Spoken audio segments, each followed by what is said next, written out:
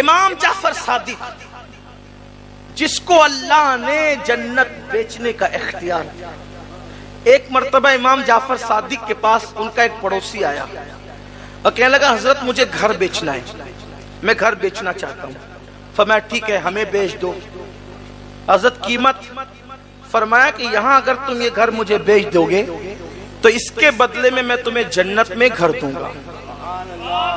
یہ مالک جنت کی اولاد کے لہجے ہیں، ہم تمہیں جنت میں گھر دے دیں گے۔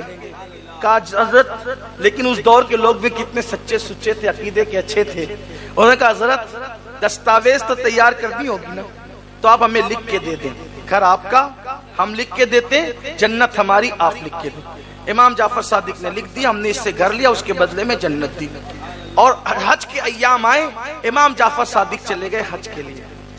کہاں گئے؟ حج کے لیے۔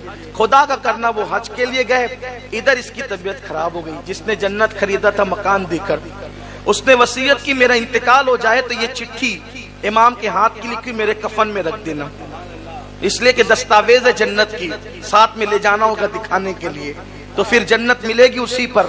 اب ہوا انتقال، گھر والوں نے رکھ دیا کفن میں رکھ دیا۔ امام جعفر صادق حج کر کے واپس آئے۔ جب حج کر کے واپس آئے تو اس کے جو وارث تھے ان کی نیت خراب ہو گئی، وہ سب کے سب چلے آئے امام کے پاس، کہنے لگے واہ صاحب آپ نے تو ہمارا گھر لے لیا، ہمارے گھر پہ قبضہ کر لیا۔ امام نے فرمایا ہم نے قبضہ نہیں کیا، ہم نے خریدا ہے اصول کے مطابق۔ کہا کتنے میں خریدا؟ کہا پوچھو۔ کہا اس کا تو انتقال ہو گیا، ہم اس کے وارث ہیں۔ کہا دیکھو ہم نے اس کو جنت میں محل دیا تھا اور یہاں کا گھر خریدا تھا۔ تو کہا وہ دستاویز لکھ کر دی تھی۔ کہا لو صاحب یہ بھی کوئی سودے ہوتے ہیں، جنت میں محل دے دیا اور یہاں کا گھر لے لیا، آپ نے لے لیا ہمارا گھر۔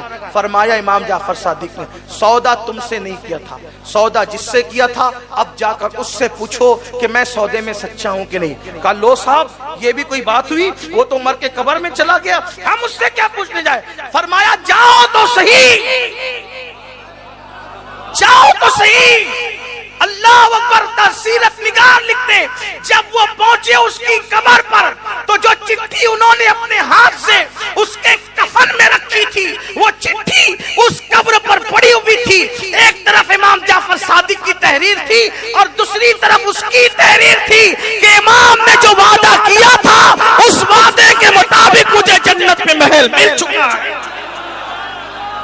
یہ امام جعفر صادق ہے، اہل بیت کے چھٹے امام۔ اب ان کے پاس کوئی مسئلہ پوچھنے آیا، کہنے لگا کہ حضرت یہ بتائیں کہ تلوار میں جو چاندی کی موٹ لگائی جاتی ہے وہ جائز ہے کہ ناجائز؟ کیا ہے؟ جائز ہے کہ ناجائز؟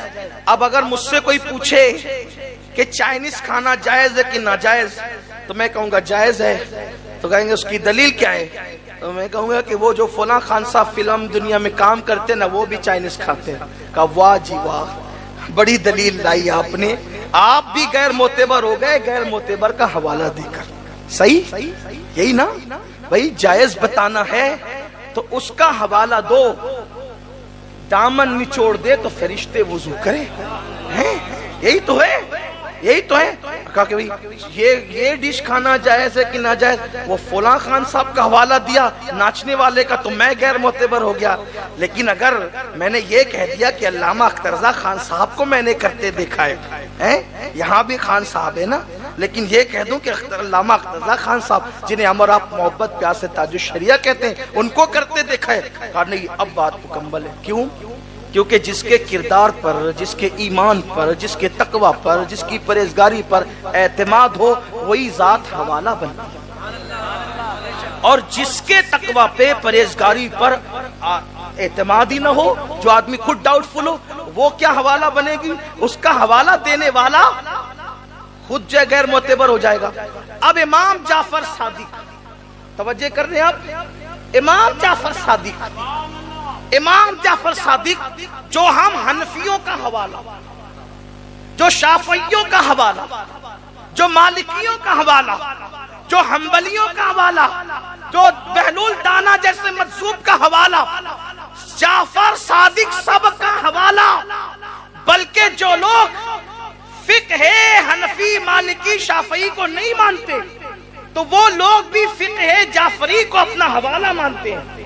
ہو گیا سب کے لیے حوالہ، دونوں فریقین کے لیے حوالہ.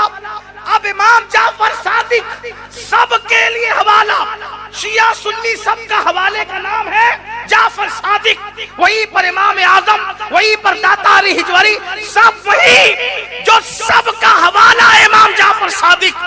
ان کا حوالہ کون ہے؟ ان کا حوالہ کون ہے؟ وہ کس کو دلیل بناتے ہیں؟ وہ کس کو دلیل مانتے ہیں؟ آنے والا پوچھتا ہے چاندی کی مونچھ تلوار میں بنانا کیسا؟ فرماتے امام جعفر صادق جائز ہے. فرماتے جائز ہے. پوچھنے والے نے پوچھا دلیل؟ فرمایا ابو بکر صدیق نے اپنی تلوار میں چاندی کی مونچھ لگائی تھی تو چونکہ انہوں نے لگائی تھی اس لیے جائز ہے. پتا چلا جعفر صادق کا مسلک یہ ہے. کام کیا ہوا اس کا مجھے کوئی خبر نہیں. ابو بکر غلط نہیں کر سکتے.